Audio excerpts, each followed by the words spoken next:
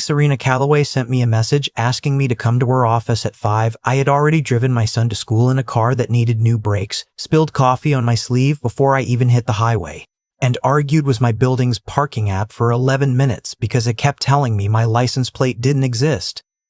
That was my life at 32. Not glamorous, not complicated in any interesting way. Just the regular accumulation of small things that needed handling before 9 in the morning. My son's name is Ben. He's 14, opinionated about everything from hockey to which brand of peanut butter is objectively better, and he has a habit of leaving his gym bag directly in front of the door in a way that feels intentional, even though he swears it isn't. That morning he had said without looking up from his phone that I'd bought the wrong granola bars again. I said they were on the list. He said the list said crunchy, not honey roasted. I said those were the same thing. He gave me the kind of look that 14-year-olds have perfected, the one that communicates that you are both wrong and hopeless, and then put the granola bar in his bag anyway because he was hungry and we both knew it. I dropped him off in front of Northgate Secondary, watched him disappear through the double doors without looking back, and then sat in the drop-off lane for longer than I should have because someone in a Subaru ahead of me was having a full conversation through their window and the world had to wait. I didn't mind. I liked mornings with Ben, even the ones that involved granola bar arguments. They had a shape to them. I knew where everything was supposed to land. I had been at Calloway Group for almost 3 years. Serena ran the company her father had started, a mid-sized commercial real estate development firm out of Calgary with projects across Alberta and BC. She had taken over at 38 after her father's health declined, and she had spent 2 years making the board nervous before she made them money. Now she was 42, precise in a way that made meetings shorter, and she had the kind of focus that made people around her sit up straighter without being told to. I was her senior project coordinator. I handled timelines, contractor relationships, city permits, and the specific kind of crisis that happened when a general contractor in Burnaby told you at 4 on a Friday that the concrete pour scheduled for Monday wasn't happening because of a supplier dispute that had apparently existed for 3 weeks and nobody had mentioned it. I was good at staying calm. I was good at making other people feel like the situation was manageable even when it wasn't. Serena and I had a professional relationship that worked because we both understood what it was. She trusted my judgment on the ground. I respected that she never asked me to cut corners to make a deadline prettier. In 4 years of working together, I could count the personal conversations on one hand. Then came the Radeau Project wrap dinner. It was a company dinner, held at a private room in a restaurant in downtown Calgary. All dark wood paneling and good lighting and people thanking each other for things that had been genuinely difficult. I sat near the end of the table, talked to our site manager about his new truck and whether buying domestic made you feel better about the payments, and I planned to be out the door by 9. That plan lasted until I found Serena standing alone at the bar after most people had moved on to the second room. She had her hair down, which I had almost never seen. At work it was always pulled back, precise and deliberate. Down. She looked like someone who had finished something long and difficult and hadn't figured out what to do with her hands yet. She had a glass of red wine and she was looking at nothing in particular. "You're still here," she said when she noticed me. "I was going to leave 20 minutes ago." "What stopped you?" Jacket took a while to find. Coat check was overwhelmed. She almost smiled. "Your coat check story is on you." I asked if she wanted company or if the empty bar stool was a choice. She looked at it like she was deciding. Then she sat down on the one beside it and said I could stay if I wanted. We talked, not about work, which felt strange at first, like speaking a language you'd only ever used in one room. She asked about Ben because she'd seen the school pickup on my calendar and had apparently wondered. I told her about the granola bar argument. She laughed at that, briefly, then looked a little surprised that she had. She said her father used to argue with her about breakfast too, that he thought anything eaten standing up didn't count as a meal. I told her mine had left when I was 11, so my breakfast opinions were self-taught. She nodded, the way someone nods when they're filing something rather than responding to it. By the time the bar staff started wiping down the counter around us, we had been talking for over an hour. 2 glasses of wine on her side, 1 beer on mine because I had to drive. There was a point where she said something about how strange it was to stop performing for a whole evening. and I didn't say anything back. Just let it sit, and she looked at me like that was the right response. I don't want to over-explain the rest of the night. We were two adults, we both knew better. We were also both people who had spent a long time being responsible in a room by ourselves, and sometimes those two things meet in a way that doesn't follow the schedule you'd set for it.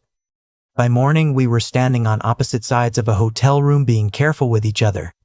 "This doesn't change anything professionally," she said. "I know. I mean that. So do I." She looked at me like she was checking whether the answer was relief or disappointment. I'm not sure which one she wanted. We left at different times. I drove home, made Ben scrambled eggs because I needed something to do with my hands, and spent the drive into work the next day telling myself it was a one-time mistake between two people who understood the difference between a mistake and a problem. 4 weeks later, Serena's assistant sent me a calendar invite. Private meeting, 5 p.m. No title, no agenda. I stood in the hallway outside her office for a moment before knocking. The frosted glass showed the light on inside. When I entered, the blinds were closed. She was standing, not sitting, which I noticed first. There were no documents on the desk, no laptop open. "Close the door," she said. I did. She didn't lead into it. "I'm pregnant," she said. "It's yours."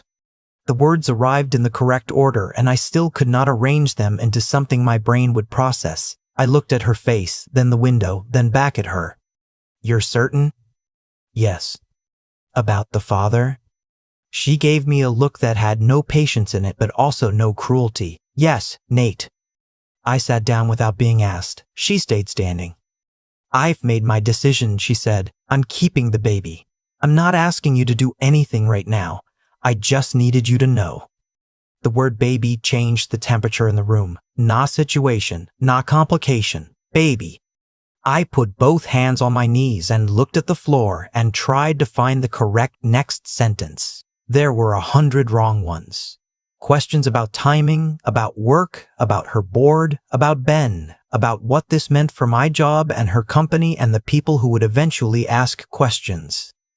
But underneath all of that, something I had known since I was 11 years old came up through the floor like a fact. I looked at her. "I'm not leaving," I said. Something moved in her face, not relief exactly. More like she had braced for a different conversation and the one I was offering didn't fit the preparation she'd done. "You don't understand what that means yet," she said. "Not all of it," I said, "but I understand that part." She looked at me for a long time without speaking. Then she said we would need to be careful. That the board had complicated opinions about leadership optics.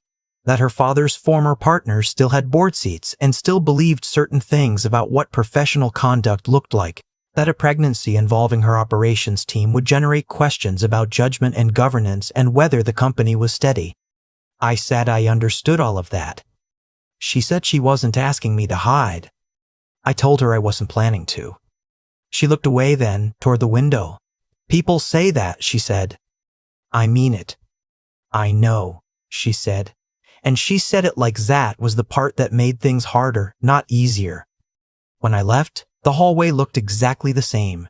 The same glass-walled offices, the same assistant stations, the same Calgary skyline through the floor-to-ceiling windows that someone had been proud of when this building was new. I walked to the elevator with my tie feeling too tight, thinking about Ben at home, Serena behind that closed door, and a child neither of us had planned who had already rearranged the whole room. The first few days, we existed around each other the way you do when you're carrying something you can't set down in public. She ran the Tuesday project meeting with the same controlled precision she always had. I gave my updates on the Kelowna site, argued for a 2-week timeline extension on the Saskatoon permit application, kept my voice steady. She looked at me once across the conference table, and I felt the whole truth of it sitting between us like a third person.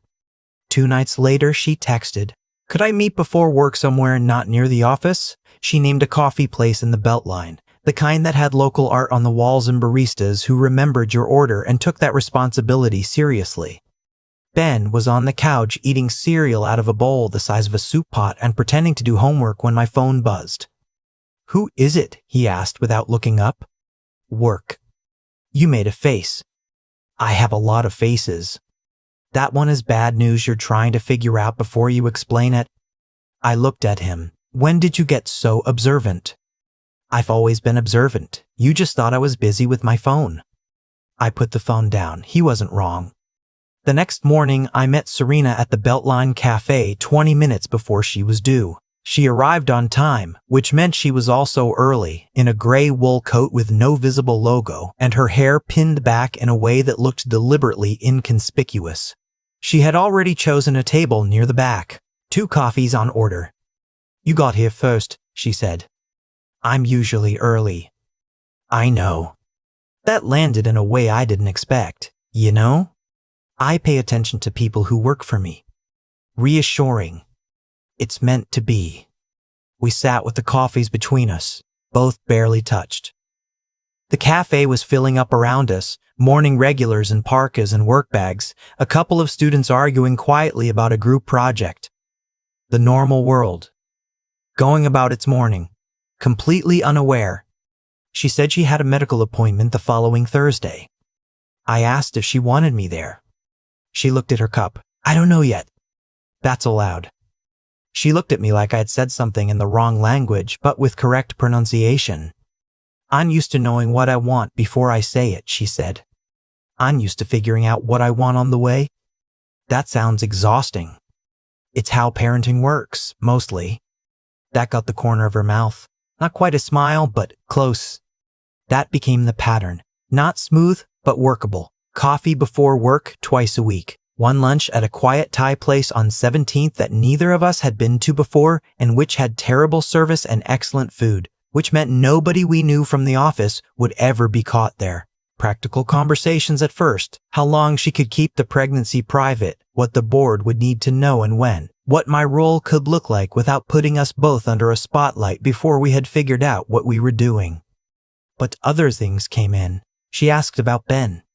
Not casually. Not the way people ask about your kids when they're filling a pause. She asked what he was like, what he was good at, what made him difficult, what made him easy. I told her he liked hockey, true crime podcasts, and craft dinner made exactly the way the box said, even though I had tried to convince him for years that real cheese was better. I told her he asked hard questions and did not accept soft answers. I told her he had a way of reading me that I had never figured out how to outpace. He sounds like someone who needed to know he could count on you, Serena said. Yeah, I said. I think that's right. She was quiet for a moment. Then she said that her father had been counted on, but in the kind of way that left you always a little behind. He had given her everything he thought mattered and had missed the thing that actually did. When I was 12, she said, I made the provincial debate team. My father told me to stop smiling so much before I spoke because it made me look uncertain. I said that was a hard thing to say to a 12-year-old. She looked at me like she was deciding whether to agree. It was accurate, she said, and hard. Both things are true. Yeah, I said, but one of them was his job to hold back. She was quiet for a moment. Then she said, people don't usually say it that plainly. I have a teenager. I've run out of the energy to be indirect. She laughed at that, genuinely, without stopping herself, and I noticed she didn't reach for her phone after, the way people do when they want to look occupied so the moment doesn't last too long. By the 3rd week, I knew I had to tell Ben. There is no right time for that conversation. I waited until a Sunday evening after dinner when he was loading the dishwasher in the particular way he had that drove me insane. Everything at the wrong angle, the bowls facing sideways. Bowls face down, I said. The dishwasher knows what it's doing. The dishwasher is a machine. It doesn't have preferences. You say that like it's obvious. Ben, sit down for a second. He turned around, dish towel in his hand. Something in my voice had changed and he'd caught it. What happened? We sat at the kitchen table, same table where I'd helped him with his grade 8 science fair project until 11 p.m., and we'd both gotten frustrated and ordered pizza, and somehow the project had still won 3rd place. Same table where I'd told him his grandmother was sick.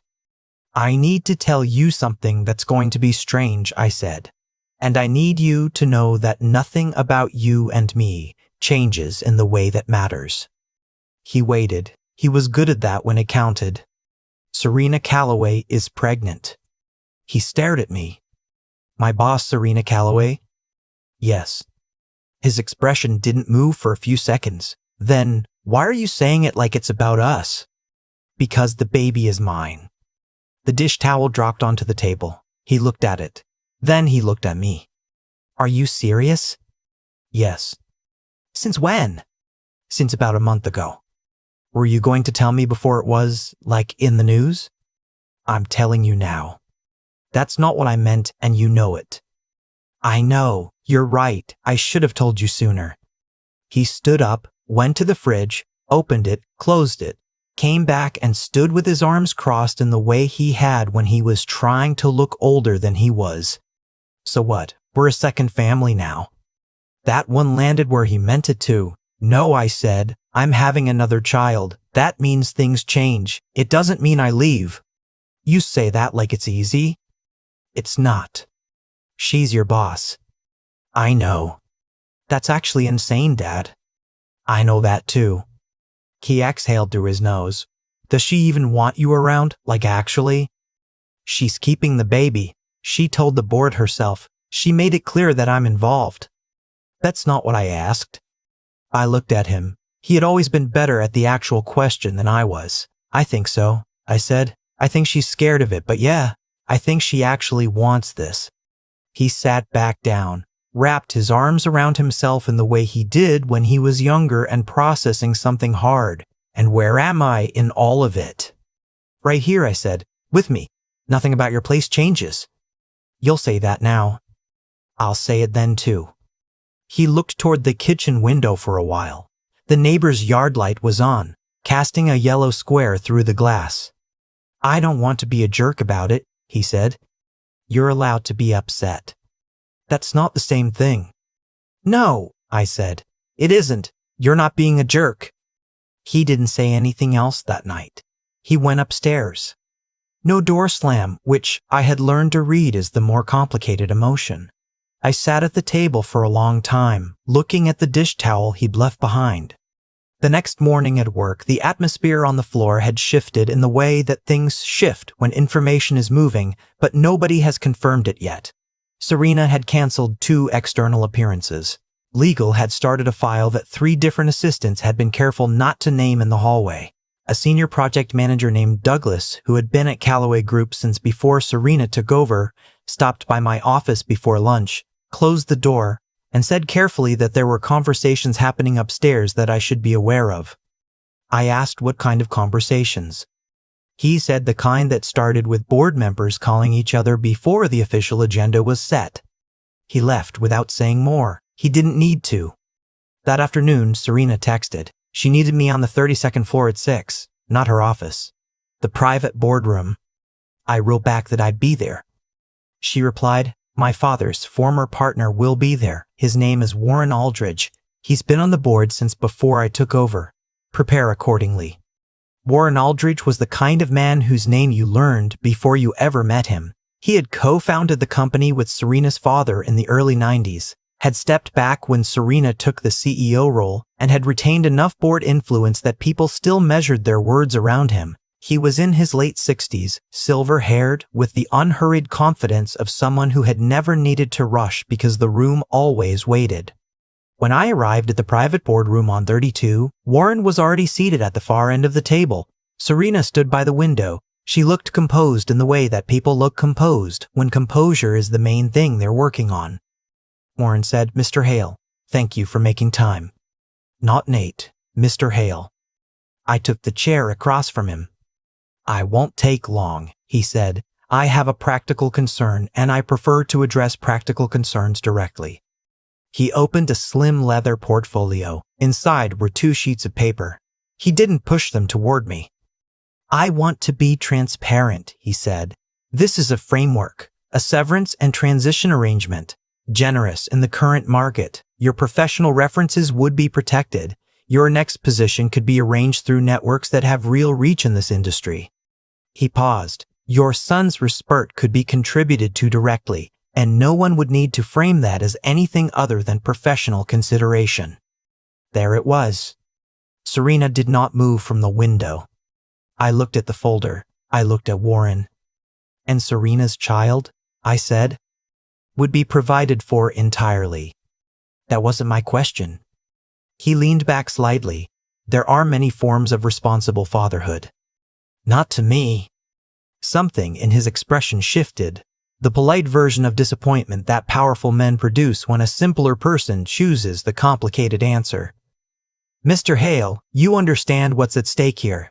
This company has a public profile. Serena's leadership has been scrutinized since the day she stepped into this role. A pregnancy involving a direct report creates questions about judgment, about governance, about whether this organization is being run with the discipline investors expect. I understand all of that, I said. Then you understand that the cleaner resolution protects everyone. It protects the story, I said. That's different from protecting everyone. I felt Serena shift slightly by the window. I did not look at her. Do not use my son as a line in a financial offer, I said. Warren's expression did not change. I am identifying what is at risk. No, I said. You're making the same offer people make when they want quiet and want to call it generosity. He studied me. You're making a decision based on emotion. I'm making one based on what I know about what it costs a child to be left out of the accounting. I stood up. I didn't do it to make a point. I was just finished. Whatever legal documents eventually need to be written, I said, they can start from the assumption that I am present. Not a line item, not a private arrangement. Present. That's where we begin. Warren looked at Serena for the first time. It was a look that said he had expected her to intervene by now. She stepped away from the window. We're done here, she said. Not loud, just final. Warren closed his portfolio. He did not look surprised exactly. He looked like someone who had already accounted for this outcome and had a different plan that would start tomorrow. I left first. Serena stayed behind. I took the elevator down alone, standing in the fluorescent quiet of it, feeling the strange calm that arrives when something inside you has already settled and the rest is just procedure. The next morning, two things happened. First, Ben was waiting at the kitchen table when I came downstairs, which almost never happened before 7. He was on his second bowl of cereal, backpack already by the door, and he said, without looking up, "You okay?" I said I was. He said, "You went to bed without watching the game. You always watch the game." I sat down across from him. Something happened at work. The baby stuff? Yeah. He ate a bite of cereal. Did you do the right thing? I think so. Then you should watch the game next time. He looked up. Even if it's hard, you should still watch the game. I didn't know what to say to that, so I just said thank you, and he shrugged like it hadn't been anything. The second thing was that Serena called me into her office at noon. The blinds were open. That was different from last time. She stood near the window with no folders in front of her, one hand resting lightly against the window frame. The board met this morning, she said. I waited. I told them that I'll be announcing the pregnancy on my terms, on my timeline, with no invented narrative about the father's role and no false distance to make the optics neater. She looked at me. I also told Warren that any parenting arrangement we reach will start from the assumption that you are the child's father in practice, not just in biology. The room was very quiet. What does that mean? I asked. It means a real schedule, shared decisions, your name on the right documents, Ben treated as part of this child's family if he's willing to be. She paused. It means we build the thing first and let the lawyers describe it afterward instead of the other way around. I looked at her. And us, I said. She was quiet for a long moment, not performing the pause, actually holding the question. I don't know how to do us without turning it into a project plan, she said. I don't know how to do us without worrying I'm trading Ben's stability for something I want. She looked at me. He matters more than my comfort. You matter more than me being careful forever, I said. She came around the desk and stood in front of me. For a few seconds, neither of us tried to resolve it into something cleaner. I don't want to manage this arrangement with you, she said. I spent 15 years managing everything. I don't want to do it here. Then don't, I said. She breathed out slowly. I'm not good at this part. Neither am I. but I know how to show up. I know, she said. That's the part I keep coming back to. That evening, I told Ben everything. Sitting on the back steps in October jackets, watching the last of the light go orange behind the houses across the alley. So you'd stay at the company? He asked. For now, yes. It would be handled. And this Aldridge guy? He's not done. Men like him are never fully done. But Serena handled it. He was quiet. He pulled at a loose thread on his cuff. And the baby would, be here sometimes. Eventually, yes, if that's what we all build toward. He nodded slowly. I don't have to love it right away, right? No, I said. You don't have to feel any particular way right away. But I'd still be your main person. That one hit somewhere I wasn't ready for. I looked at him, this kid who asked for crunchy granola bars and left his gym bag by the door and read me better than anyone I knew, and I said, you will always be my main person. That doesn't divide, it multiplies. He squinted at me. That sounded like something from a greeting card. It was from the heart. Same thing sometimes. He leaned his shoulder against mine for the first time in weeks. We sat like that until the yard light came on next door and he said he was going to make hot chocolate and did I want some? And I said yeah, and we went inside. A week later, Serena made the internal announcement. She was 8 weeks along. The language was clear, professional, and entirely on her terms. She didn't name me. She said the company's continuity plan was in place, that her leadership was not in transition, and that her private life would remain private. She looked directly into the camera the whole time. The office talked, because offices always talk, but something in the way she delivered it gave the conversation less room to grow. Warren sent a note through an intermediary suggesting a follow-up meeting. Serena did not schedule it. My career did not suddenly become uncomplicated. The board continued to have opinions. There were project assignments reviewed with more scrutiny than before, meetings I was quietly not included in, a promotion cycle I noticed I had been left out of. None of it was explicit. All of it was clear. But Serena noticed too, and she addressed it the way she addressed most things, methodically, without drama, and with the kind of patience that comes from knowing the long game better than the people playing the short one. There was no perfect arrival. No morning where everything had resolved and the air was light and every complication had been quietly filed away. That's not how it goes, I think. For people who get to something real, you don't cross a finish line, you just keep choosing the same direction. We had doctor's appointments on a shared calendar beside Ben's hockey schedule. We had Sunday dinners at my place twice a month, then more often, where Serena came without an agenda, and Ben taught her the rules of hockey with the full seriousness of someone who believed this information was urgent. She learned quickly, asked real questions, and once correctly identified an icing call before the referee did, which earned her a level of respect from Ben that I was genuinely a little jealous of. She came to one of his games in November. She wore a scarf in the wrong team's colors because she hadn't known there were team colors, and Ben found this unbearably funny. She laughed about it too, in the stands, in the cold, without reaching for her phone after. One night in December, after Ben had gone up to his room and we were doing dishes together, she said quietly, I didn't think it would feel like this. Like what? I asked. Normal, she said. I didn't think I was allowed something that felt normal. I handed her a dish towel. You are, I said. She dried the bowl she was holding and set it on the counter and looked at it for a moment. Then she looked at me. I know, she said. I'm starting to. Outside, the first real snow of the winter had started. Calgary quiet under it. The kind of snow that makes the whole city feel like it's pausing for something. Ben's hockey bag was by the door. The dishwasher was running. Her coat was on the hook next to mine. None of it was what either of us had planned. It was better than the plan, which is the only kind of thing worth keeping. I still think about the moment Warren slid that folder across the table, not because it scared me, because it didn't.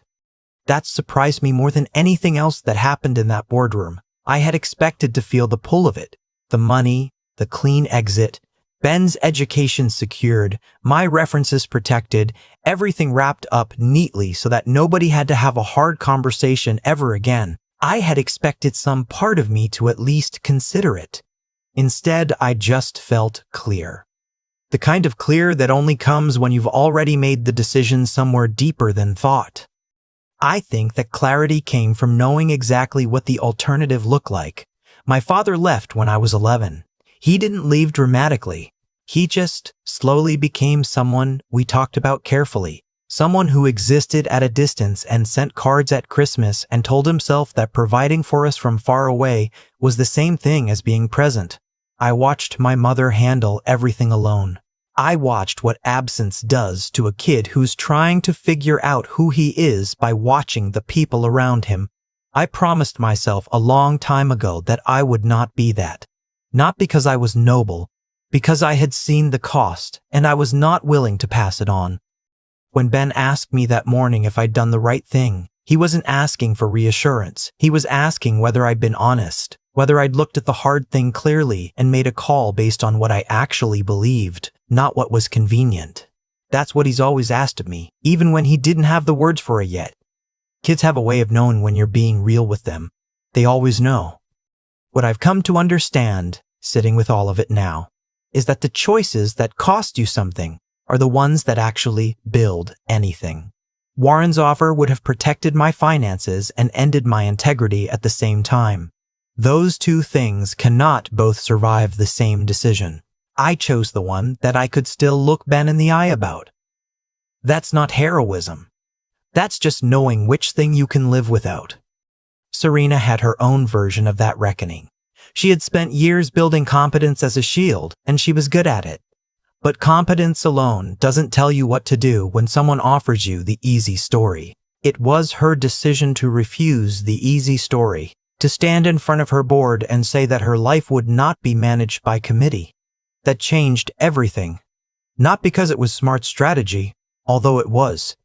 Because it was honest. And honesty, I think, is what integrity actually looks like when it's being tested rather than described.